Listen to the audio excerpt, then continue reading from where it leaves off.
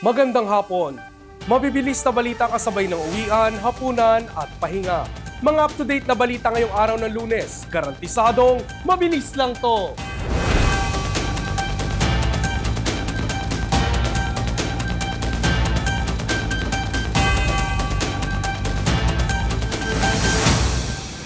Mga headlines ng mabibilis na balita. Heto na! District Engineer sa Batangas arestado sa tangkang panunuhol kay 1st District Representative Leandro Leviste. DPWH isinailalim sa preventive suspension ng suspect. Pangulong Bongbong Marcos ginunita ang sakripisyo ng mga bayaning Pilipino. Nangakong pananagutin ang mga tiwali at mapang-abuso sa kapangyarihan. Presyo ng produktong petrolyo tataas bukas. At Alex Ayala gumawa ng kasaysayan sa US Open 2025. Arestado ang District Engineer sa Batangas sa tangkang panunuhol kay Batangas 1st District Representative Leandro Leviste. Milyong-milyong piso ang alok nito kay Congressman. Huwag lang imbestigahan ang mga itinayong proyekto. Narito ang report.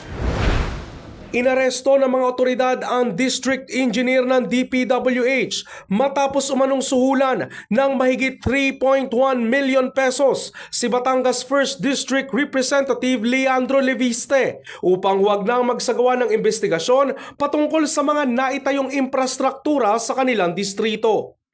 Kinilala ng pulisya ang suspect na si Abelardo Jonglay Calalo, District Engineer ng DPWH Batangas 1st District. Nahuli ito sa isang entrapment operation ng Taal Municipal Police Station nitong Biyernes dakong 7:45 ng gabi sa Barangay Poblacion, Zone 12, Taal, Batangas.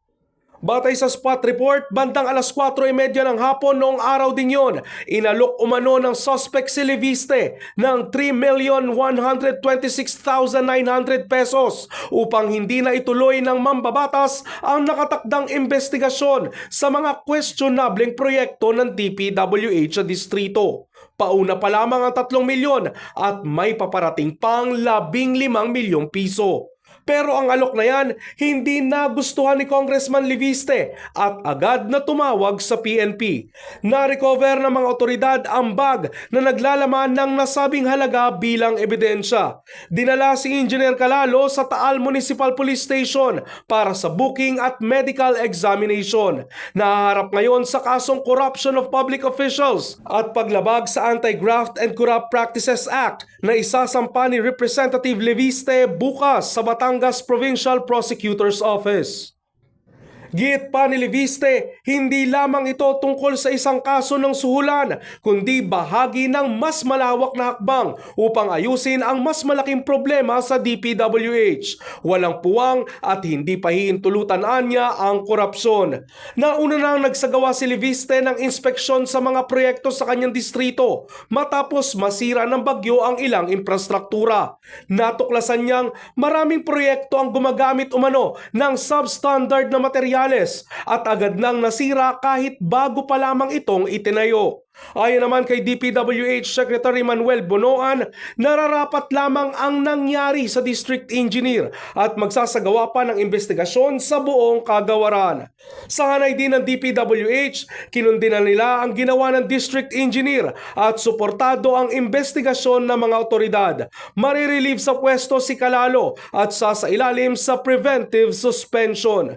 Samantala, pinuri rin ni Senador Ping Lacson si Leviste at nanawagan na palalimin ang investigasyon upang matukoy kung sino pa ang mga nasa likod ng tangkang panunuhol.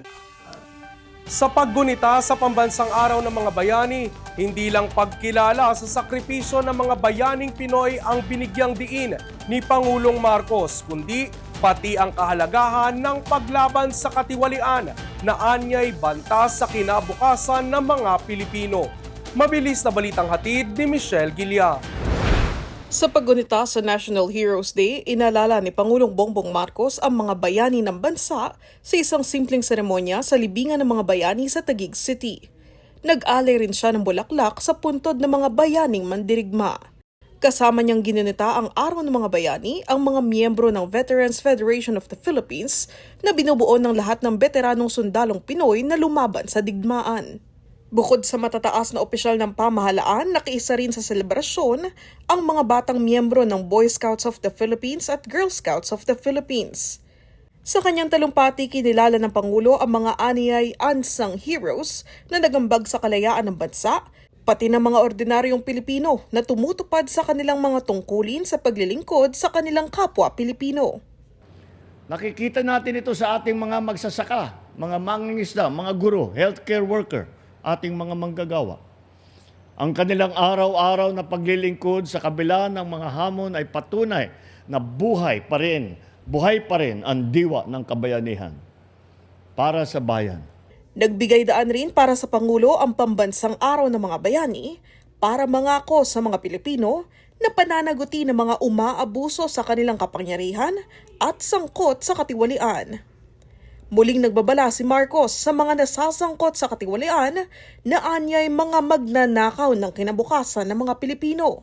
Aniya, bagamat likas sa mga Pilipino ang pagiging matapat, mayroon pa ring iilan na sariling interes ang pinipili kaysa sa bayan at kapwa Pilipino. Kailangan din natin labanan ang banta ng katiwalian at pang-aabuso sa kapangyarihan ng ating lipunan. Dahil hindi lamang salapi ang kanilang ninanakaw, kundi pati ang kalusugan, pangarap at kinabukasan ng mga susunod na henerasyon na Pilipino. Pananagutin namin ang lahat ng sangkot sa anomalya at katiwalian. Ilalabas natin ang buo at pawang katotohanan at titiyakin natin hindi na mauulit ang kawalan ng respeto at malasakit sa taong bayan. Kaya't magtulong-tulong tayo upang labanan ng korupsyon, labanan ng pag-aabuso sa tungkulin, labanan ang pagyurak sa ating karapatan. Ginawa ng Pangulo ang pahayag kasunod ng kanyang pagpuna sa ilang maanumalyang flood control project sa Bulacan at Benguet. Kahapon, ininspeksyon ng Pangulo ang rock shed at rock netting project sa Tuba, Benguet at kanyang ikidanismaya ang mahinang kalidad ng ginawang slope protection. Tinawag ng Pangulo na walang silbi ang proyekto dahil mabilis itong bumigay matapos ang tuloy-tuloy na pag-ulan kamakailan. Here's the problem here. This is 260 million project. Useless. Parang tinapon mo yung pera sa ilog. Useless. To correct this will cost double that.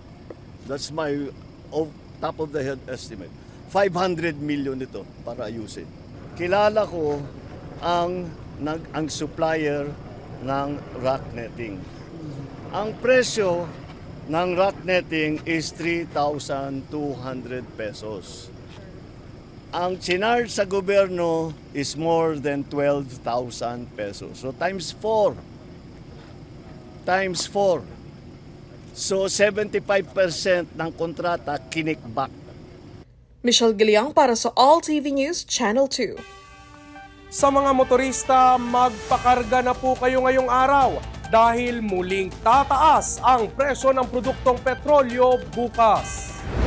Sa abiso ng ilang oil companies, 70 centavos ang dagdag sa kada litro ng gasolina, 50 centavos sa diesel at 30 centavos naman sa kada litro ng kerosene. Una nang sinabi ng DOE Oil Industry Management Bureau, ang pagtaas ngayong linggo ay dahil sa pagbaba ng stock ng langis ng US at ang patuloy na tensyon ng Iran at Israel. Sa kabuuan, halos 11 pesos na ang itinaas sa kada litro ng gasolina, halos 13 pesos naman sa diesel at mahigit 2 pisos sa kerosene.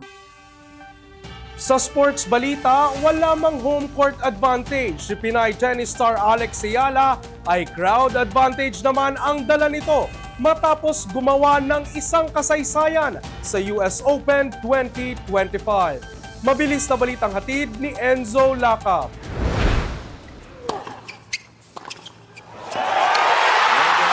Day 1 pa lang gumawa na agad ng kasaysayan si Alex Ayala matapos talunin ng world's number 14 na si Clara Tauson ng Denmark. Nagpalitan ng set ang dalawa. Unang nakuha ni Ayala ang first set habang nakuha naman ni Tauson ang second set para sa win or go home na third set. Nahiga na lang sa tuwa si Ayala nang makuhang panal sa match point ng third set. Para kay Iyala, sobrang espesyal ang panalong ito. It's so special, they make me more and more special, to be Filipino is something I take so much pride in.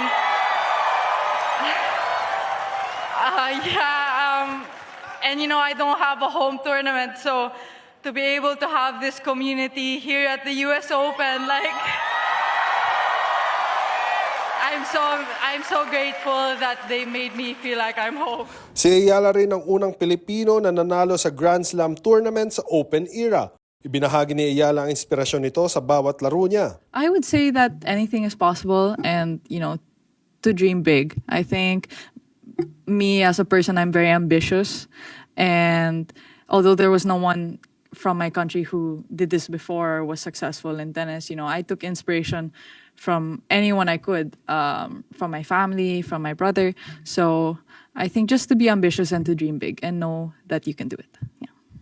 Enzo Lacap, All TV News, Channel 2. At yan ang mga up-to-date na balitang nakalap ng All TV News ngayong hapon. Para sa iba pang balitang mabibilis, bisitahin ang aming website, alltv.ph/news. I-like at i-share din ang All TV News PH sa Facebook at YouTube at makinig sa All Radio 103.5. Mapapakinggan nyo na rin po kami ngayon sa Spotify. Ako si Ralph Lopez. Magandang hapon.